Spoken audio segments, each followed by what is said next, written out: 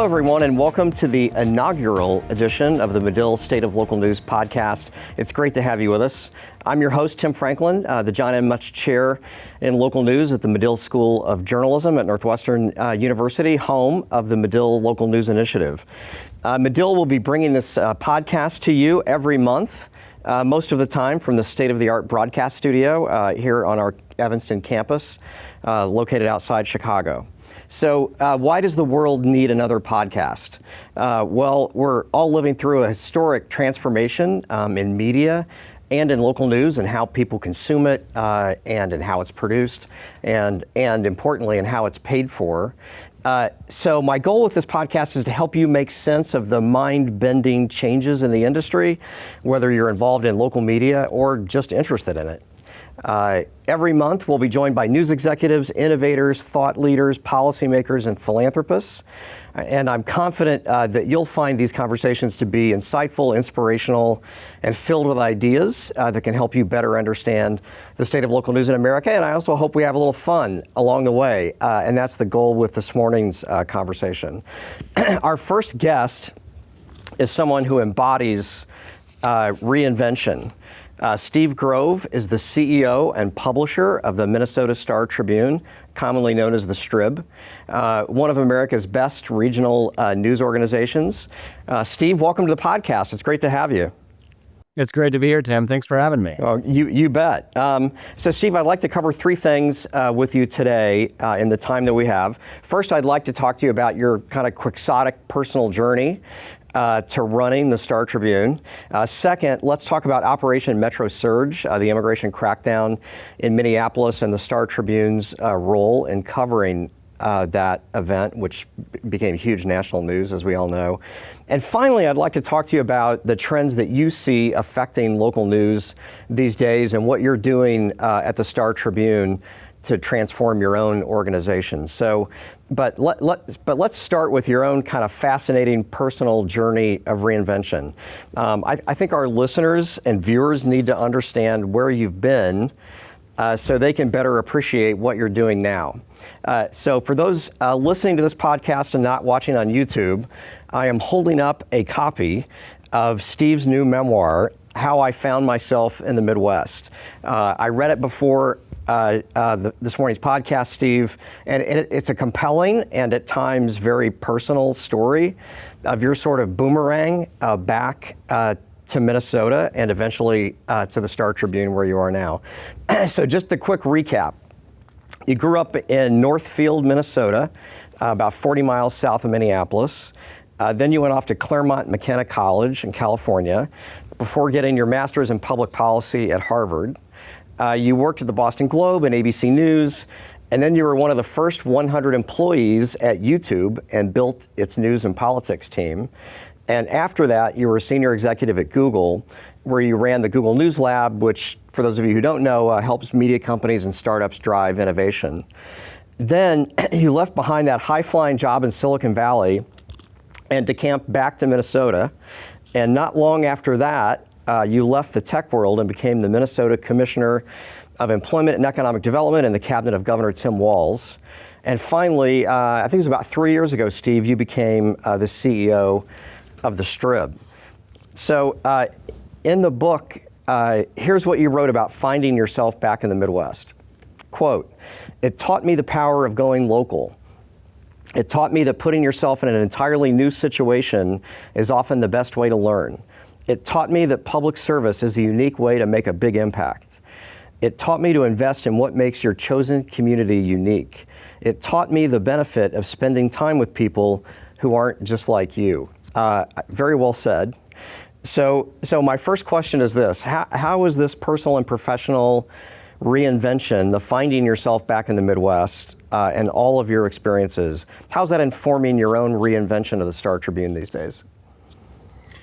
Well, thanks, Tim. I feel honored to get to work at the Star Tribune. And as you might have guessed from going through that brief narrative of my own story, I had never really planned to become a newspaper publisher. It hadn't been on my radar from a career perspective, but boy, is it an honor to get to work at a place like the Minnesota Star Tribune. Our state is unique in the sense that it has the highest statewide pride of any state in the country.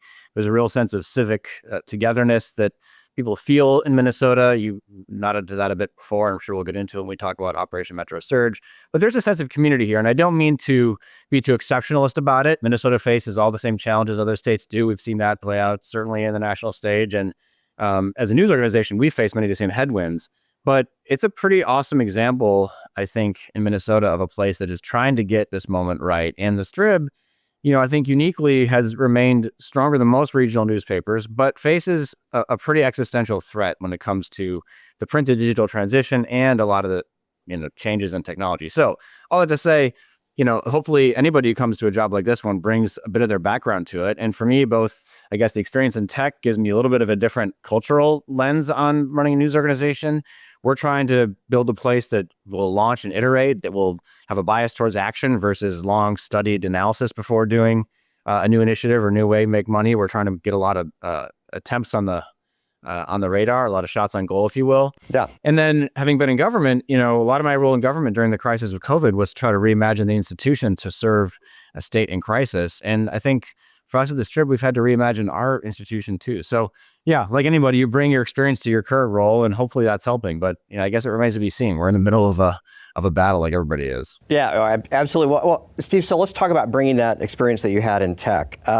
When you were at Google, you had sort of a bird's eye view of the transformation of the local news industry from the outside. Now you're trying to transform a local news organization from the inside. Is it harder than you thought it would be? What's surprised you? It is harder than I thought it would be. I certainly came into the role clear-eyed. I mean, you can't look at the news industry today, and particularly local news, and not understand the challenge at stake. I mean, 75% of the local journalists in our country have left the profession in the last 20 years. Right. Pew reports that 90% of Americans don't think they should have to pay for news. And news deserts are popping up across the country, and certainly in Minnesota too. So I knew it would be a challenge. I think the reason I thought this is a challenge worth taking on is if we don't have local news, we don't have a democracy, full stop. And we also in Minnesota had an owner in Glenn Taylor who wanted to reinvest in the publication, give it a new life. And so that struck me as, boy, if there's any place that's going to reinvent local news, why not Minnesota? But yes, harder than I thought. And I'd say in many ways, coming in that technology is going to change more and more quickly every year that you're there. And the advent of AI in particular has both created a tremendous amount of opportunity, but a huge existential threat to our basic business model of driving traffic to news articles. So we're having to rethink things at an even more fundamental layer than maybe I might have imagined when I came in. Yeah.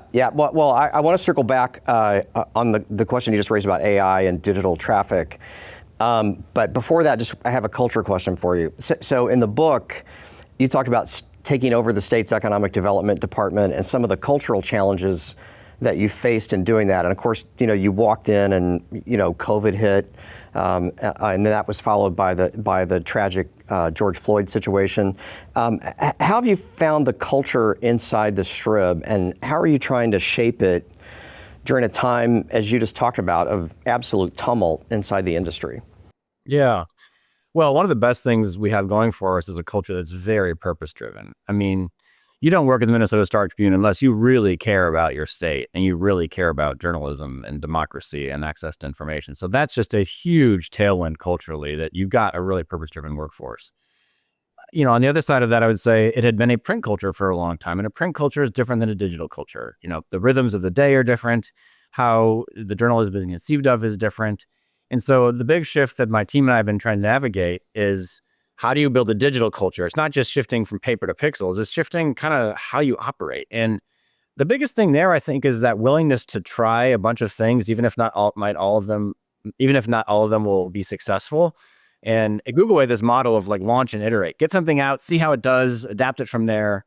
And I think we're trying to build that culture here. It's harder because journalism is built on a culture that get everything right before you put it out there. That's really important, by the way, when it comes to the facts.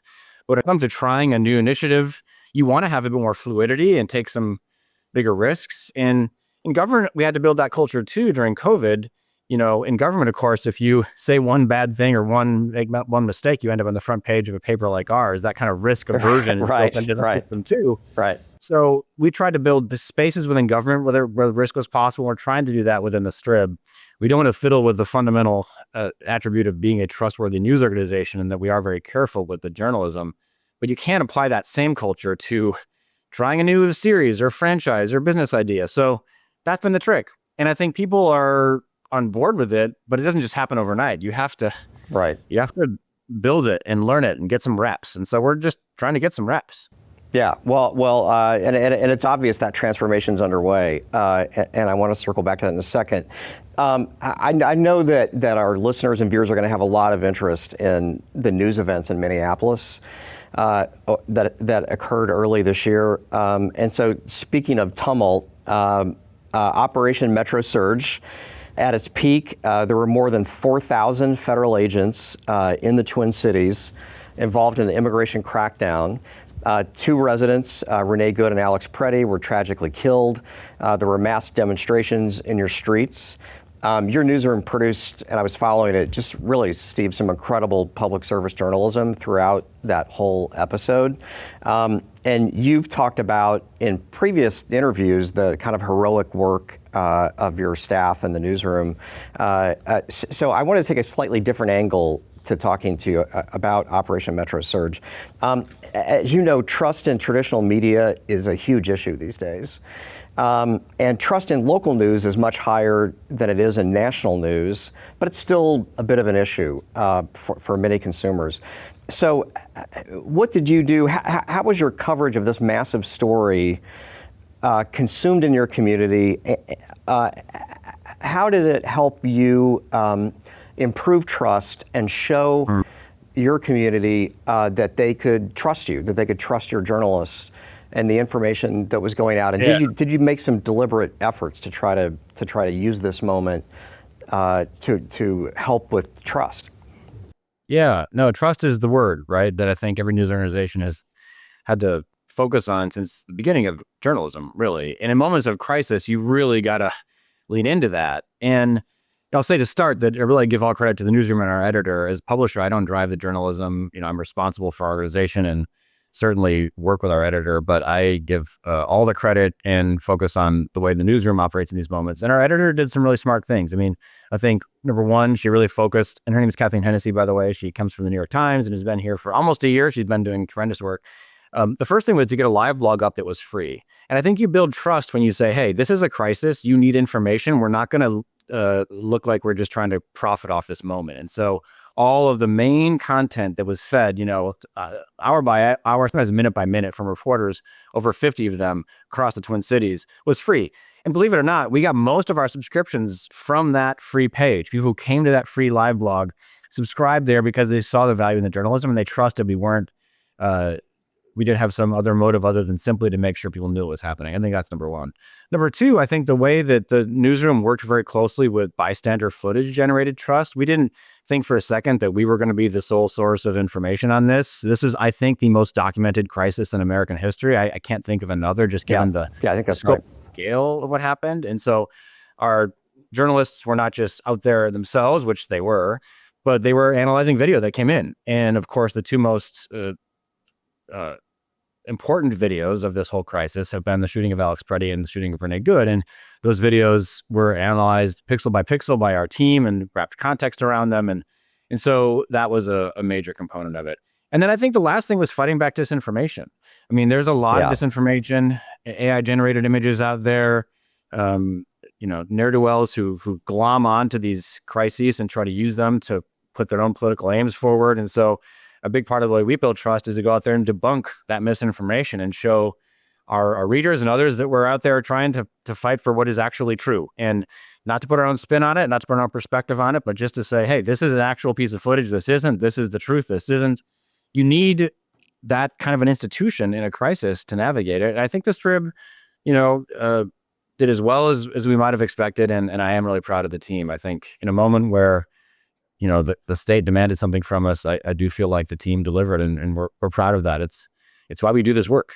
Yeah, no, I think you absolutely should be. And we live in this moment of just a torrent of disinformation and misinformation that's out there.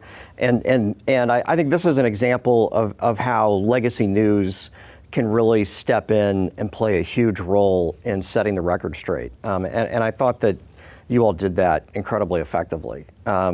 So let's talk for a second about the business impact of all this. So I've read that you had an increase in subscribers during this time. I'm sure that your traffic must have been extraordinarily high during Operation Metro Surge.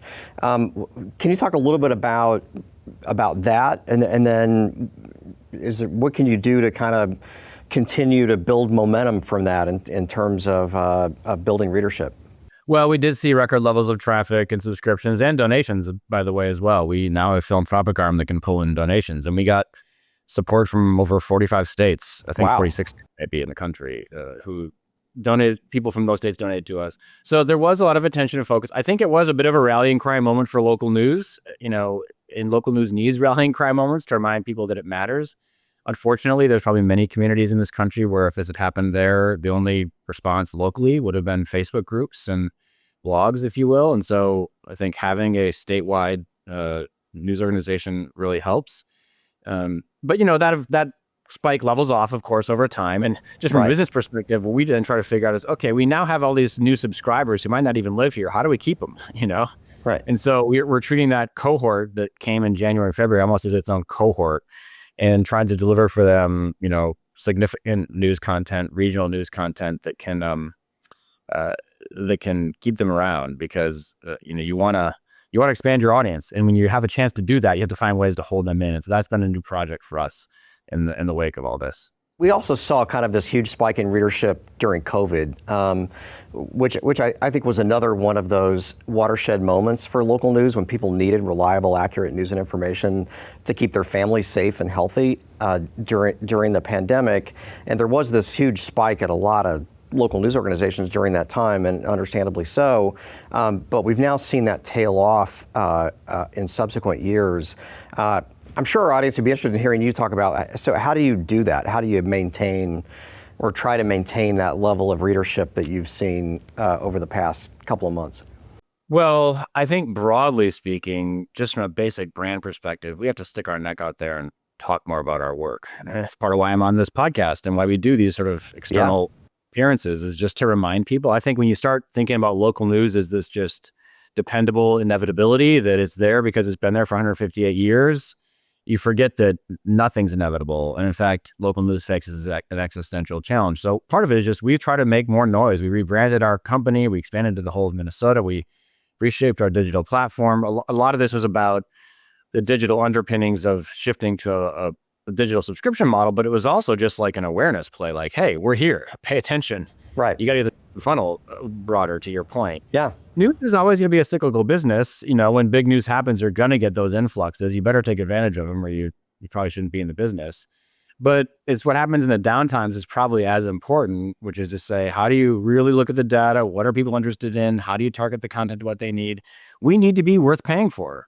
And that's on us, right? Like, we can't just wench about, oh, no one wants to buy a subscription anymore. Boo-hoo. Well, that is, the challenge we face. But, we want to take some agency in this moment and say, that's on us to make sure this subscription is something someone will prioritize just as much as Disney Plus or Netflix or Beer of the Month or the trampoline park for their kids, or any other number of subscriptions in their wallet. And so if we start from there, and as a business look for ways we can provide value, and not just in the journalism, but in events and in cause marketing and a host of other businesses, I think we have a shot. But it's hard. None of that is even inevitable, but it just takes hard work and a focus on your audience. I think for so long, news organizations over the last 10 or 15 years, because of this massive wave in technology change and social media platforms, kind of ceded that audience relationship to third parties or to other institutions. And for sure, we're trying to take that back. Yeah, no, absolutely. And it's kind of old as capitalism itself. You have to have a product that people are willing to pay for. Yeah. And so doing the quality journalism that you're doing at a moment of crisis, I think demonstrates why you're worth subscribing to and investing in. So anyway, let's talk about growing your business and some of the recent initiatives that you've undertaken at the Strib to try to do that. We just published a story on the Medill Local News Initiative website about your huge investment in high school sports, Strib Varsity, as you call it. How's that going? It's going well, and by that I mean we are learning by the week how to get this right. It is a very fulsome effort. It's one of our bigger bets, if you will.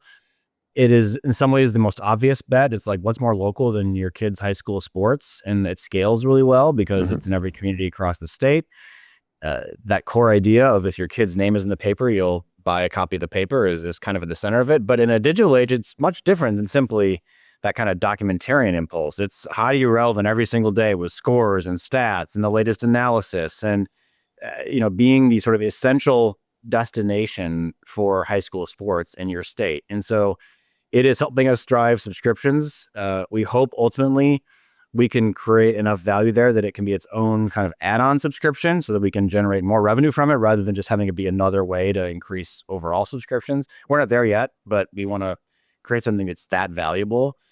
There's a lot of high school sports initiatives out there that focus on recruiting or the NIL market or what have you. And there are some really important efforts there. We want to be for everybody, though. I think for an organization like ours, we want to scale from, the starter to the fifth string, if you will, and make everyone feel like they can be represented on our platform. Our goal is to have every player in the state who is on a varsity sport see themselves reflected on our platform in some way. So a lot you can do with AI on that front, a lot you can do with just extending your reporting progress and then with data and analysis. But, we're off to the races. Big driver for us has been live streams. We license those through partners. But that's still, even in a post-COVID world, drives traffic and subscriptions from people who can't be at the game. And so try to follow where the heat is. Yeah, absolutely. And one of the, I think, the very smart strategies of the New York Times is to build content verticals that are adjacent to your core news product. And that's kind of what you're doing with Strib Varsity in many ways. Are you thinking about that as like a standalone separate subscription? Would that be part of a bundle? How would that work exactly? Or are you still working through that? Well, it is certainly a vertical. And I think job one is just to build something of immense value within that vertical. And I think this is how the Times did it too, right? They began with a games effort and built it. And once it's at a point where you feel like you can sell a standalone subscription, then you do. So I hope we get to that point. So it's somewhere along the line, or maybe it's an add-on or a plus up or some version of that. I don't think any local news organization has quite landed the New York Times model. Right. Yeah. But there's a version of it, and I think this might be our version of it if we get it right. So that's the idea. We're on our way. But you got to build before you're asking somebody to get the cash out of their wallet. They got to really believe you have something of value. And in the past, this gets back to your culture question. The Strib might have spent 3 years getting exactly the right product and launched the perfect thing that is instantly valuable in their minds. But our new culture is no. Let's just get a basic product out there and get user feedback immediately and see what do people like, what do they not, what is the data telling us, and that kind of launch and iterate model for us is a more product led model rather than just an editorial led model, but I think an important one. And Strib Varsity is probably the best example of us getting that right. So, Steve, are there other products that you've recently launched, or maybe you can make news today and tell us about other products that you're planning to launch? But I mean, kind of in all seriousness, are there other areas that you're looking at or thinking about, or maybe have just launched? Maybe two worth mentioning. One is not necessarily new, but new to us, which is a platform we have called Minnesota Rising, and it's essentially a cause marketing platform where it's not driven by the newsroom, it's driven by our advertising team, but we write pieces that amplify the social good that Minnesota corporates are doing in the community. And that can be a lucrative model. And so we have, I think, over 25 local corporates signed up for that. Another is more based on our journalism. It's called the North Star franchise. And we kicked it off with a Ideas Festival last fall, but it's essentially kind of a high value business intelligence, business insider kind of product for our market here that convenes and elevates public officials, businesses, and others through a series of events, through a twice weekly newsletter by Allie Kaplan, as amazing journalist we hired to run it. And so that's one where I think we're able to try to go after an audience that can pay, and maybe eventually a corporate expense card kind of market. And so Obviously, Minnesota has this dense network of Fortune 500s. How do we take advantage of that as a business becomes the kind of animating question there. Yeah, and just a quick thought on that. Some local news organizations, I'm thinking of, say, the Texas Tribune, has done a great job with event revenue. With their Texas Tribune Festival. It sounds like what you're talking about might be a Minnesota version of that, or do you see potential in events? I think we do, yeah. I think we've obviously looked at their model. It's very enviable. 15 years in, they've built just a juggernaut of a franchise with that festival. We certainly aspire to have kind of the upper Midwest version of that event, our own take on it. But in the North Star Summit last fall was we think, a wildly successful debut effort with a lot of attention and attendees and a lot of buzz. So I think the events business is certainly one of our lines. You got to build it in the in-between times too, with some digital infrastructure between, but we think that can be valuable and hopefully attract sponsors that aren't just Minnesota based. Yeah, interesting. Okay. So I wanted to get to a couple of industry trends with you before we have to go. There's considerable buzz and some might say almost panic among many publishers. And I just came from a conference with some publishers this week about a major drop off in digital traffic that's occurring at some news organizations. And it really started a few years ago when Meta changed its algorithm and began to de-emphasize news. And now it seems that traffic from search, I'm not saying at your place, but at a lot of places, are beginning to take a hit from consumers going directly to AI platforms and bypassing search. Could you talk a little bit about whether those trends are affecting you, what you're hearing about those trends in the industry, and what are the implications of all that? Wow, they definitely affect us. Yeah, I mean, social traffic has taken a major hit, and our search traffic has gone down too.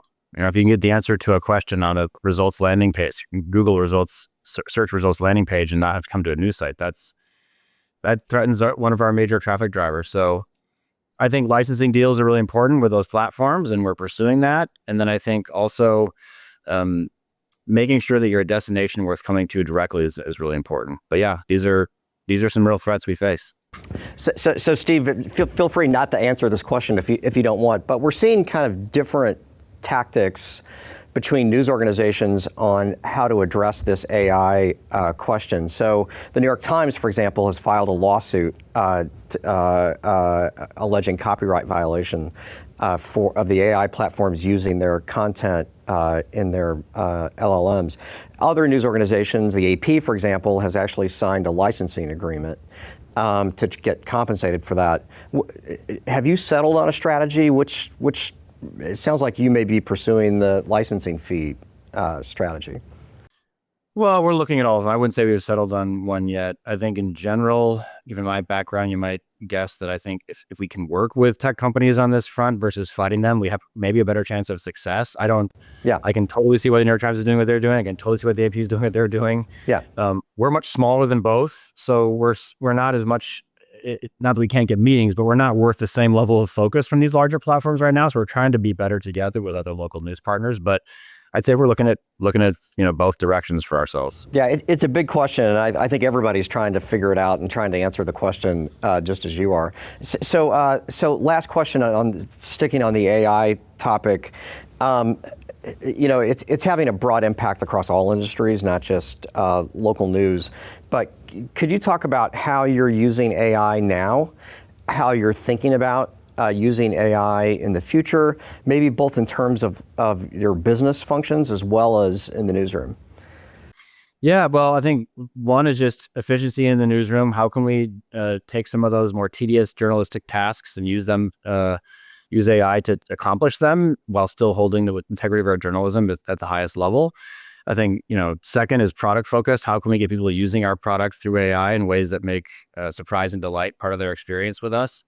And then third, just in a broader business sense outside of the newsroom, just how do we deliver our services to clients in ways that AI can really accelerate and amplify our human abilities. So we're looking at it across the organization. It's a company-wide priority. We want to be optimistic and run towards the future rather than run away from it. And that takes a company-wide commitment to it. Yeah. Okay. Well, Steve, thank you so much for your time today and for joining us. Thanks for having me. It's been fun. I hope it has been fun for me, and I've learned a lot just listening to you, as I always do when I talk to you. I learn something new. So thanks for that. Thanks for being our very first guest on the State of Local News podcast. And to our audience, I want to thank you for joining us. Look for us every month on YouTube, Apple Podcasts, Spotify, and the Medill Local News Initiative website. I especially want to thank the MacArthur Foundation for its support of this podcast, and we will catch you again next month.